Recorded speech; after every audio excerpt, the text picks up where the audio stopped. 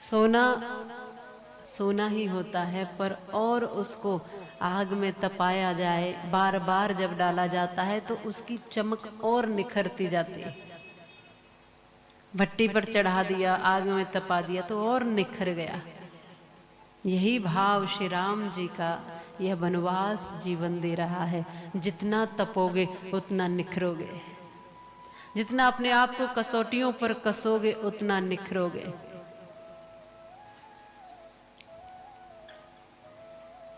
राम जी का वन गमन राम जी को और निखार करके और सुंदर बना करके प्रस्तुत कर रहा है। वहां साधन नहीं है, वहां तमाम कष्ट है। वहां सुविधाएं नहीं है, वहां सुख नहीं है, महल नहीं है, सेना नहीं है, दास दासियां नहीं है। वो राजा के बालक, जरा चिंतन करो कि हम और आप उनके सामने कुछ भी नहीं है। हमारे पास ऐसा कुछ भी नहीं है जो प्रभु श्री राम जी के पास था, वो ऐश्वर्य। एक शब्द निकालें तो सैकड़ों दास दासियां खड़े हो जाएं सेवा में, ऐसा उनका जीवन, राजशाही जीवन। वो माता जानकी जिनके जमीन पर कदम रखने से पहले दासियां खड़ी रहती थी, आज वो वन वन घूम रहे हैं।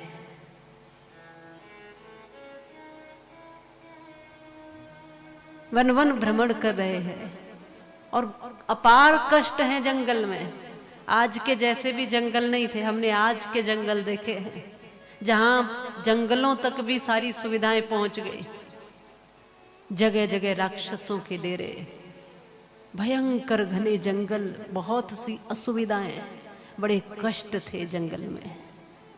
जब कोई बड़ा पाप कर देता था, बड़ी भूल कर देता था, तब जाकर के उसको वनवास का जो ताप दिया जाता था, माने वनवास दिया जाता था, यह उसके लिए एक दंड होता था। कोई बड़ा भारी अपराध कर दिया तब राजा दंड देता था कि तुम ये महल छोड़ दो, नगर छोड़ दो और वनों में रहो, जंगल में। वहां उसके जीवन का भी भरोसा नहीं, प्राण बचे भी नहीं भी बचे, क्योंकि जंगल ही इतने खतरनाक थे। लेकिन ये राम न कोई दंड अपराध किया, न कोई भूल की, फिर भी इतना कठोर दंड केवल इसीलिए झेल रहे हैं कि मेरे पिता का वचन रह जाए, मेरे पूर्वजों की आन बान रह जाए। केवल इसीलिए झेल रहे हैं।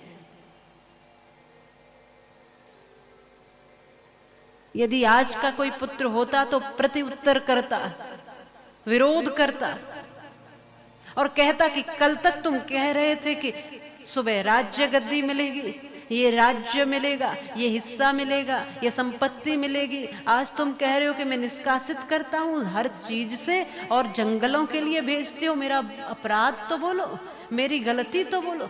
मान लीजिए कोई सामान्य बालक भी कह ही सकता है, ये पूछ ही सकता है कि मेरा अपराध क्या है, मैंने भूल क्या की है, मेरी गलती क्या है। दंड के रूप में जंगलों में भेजा जाता था, उस समय ये नियम था, विधान था। लेकिन मैंने तो कोई अपराध नहीं किया, कोई गलती नहीं, कोई भूल नहीं, फिर भी मुझे 14 वर्ष के लिए, वो भी 1-2 महीने की बात हो, 1-2 वर्ष की बात हो, 14 वर्ष।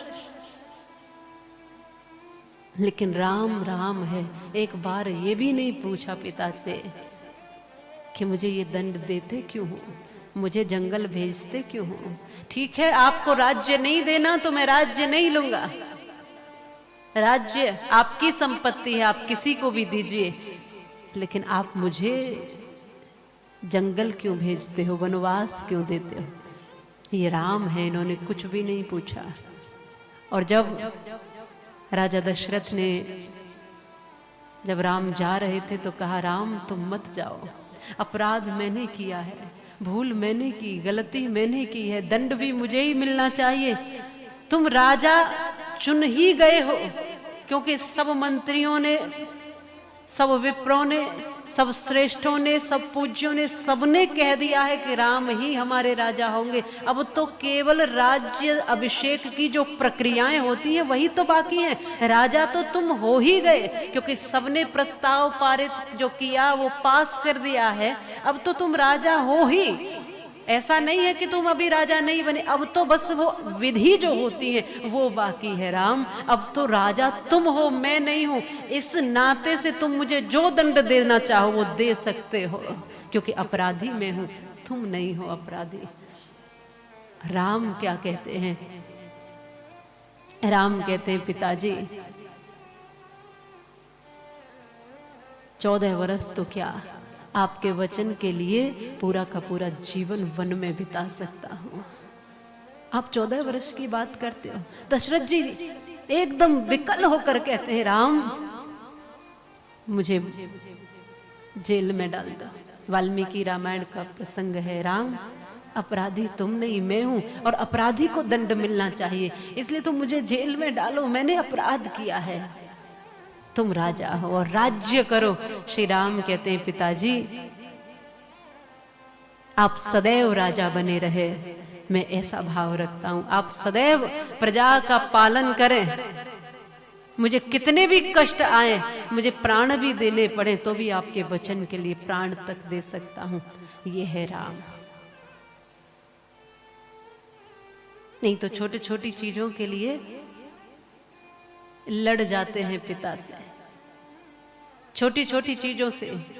जब तक पैसा है, प्रॉपर्टी है, जब तक संपत्ति है, तब तक थोड़ा नकली नकली में ही सही पांव दबाए जा रहे हैं, नकली नकली में ही सही थोड़ी पूजा अर्चना की जा रही है। जब तक धन संपत्ति, अभी मकान पिताजी के ही नाम है, अभी संपत्ति प्रॉपर्टी पिताजी के ही पास है, इसलिए चलो थोड़ी सी सेवा का दिखावा ही कर लेते हैं। और जब लगा पिता ने सब सौंप दिया, अब पिता कहाँ पड़े हैं कोई पता ही नहीं है।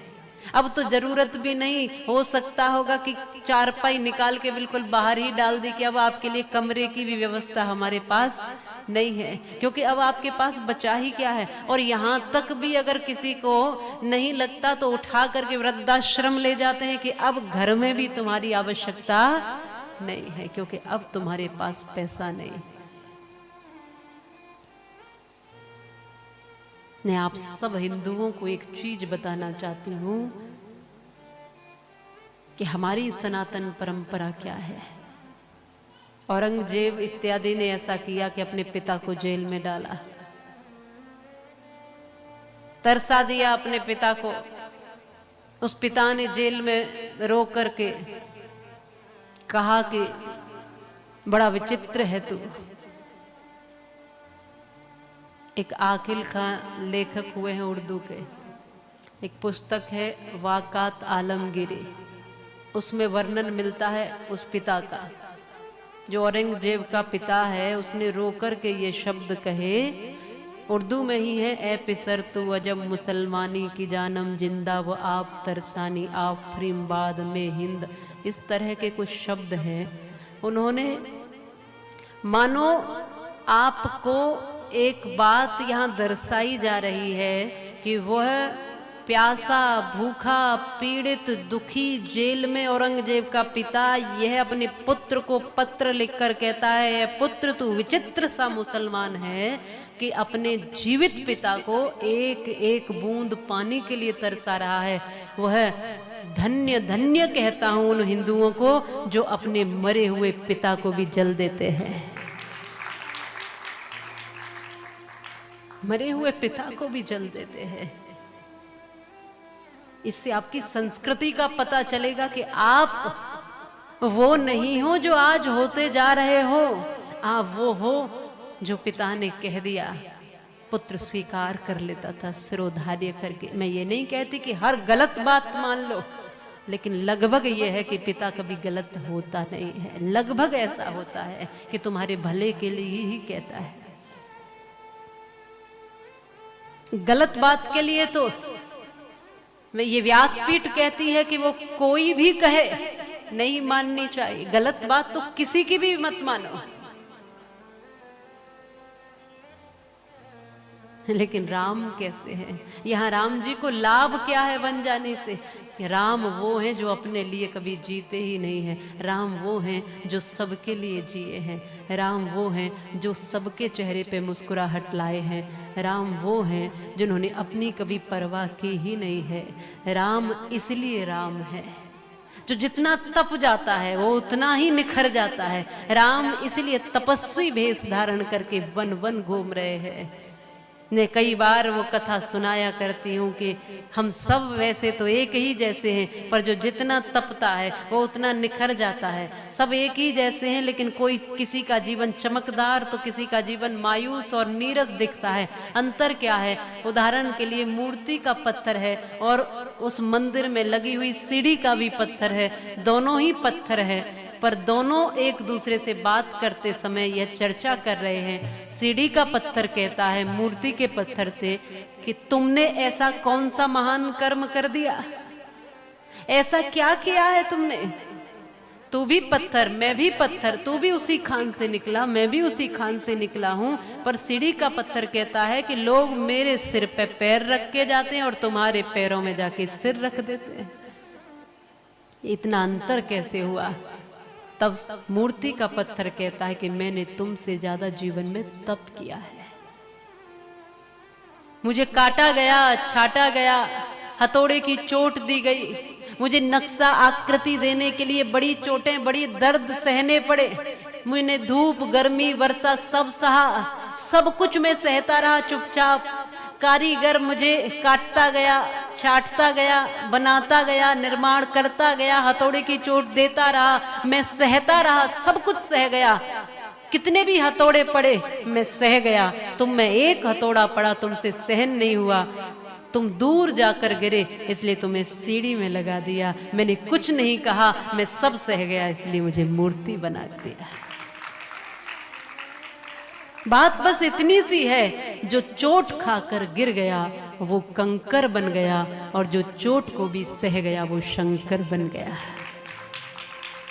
जो चोट लगी और बिखर गया वो बस यूं ही कंकर की तरह उसका जीवन हो गया। लेकिन जिसको चोट लगी, पीड़ाएं हुई, दर्द हुए, तकलीफें मिली, फिर भी उसने सब सहन कर लिया, वही शंकर है, वही देवादिदेव महादेव बनते हैं, जो विश्व को भी पचाने की सामर्थ्य रखते हैं। आज राम वो काम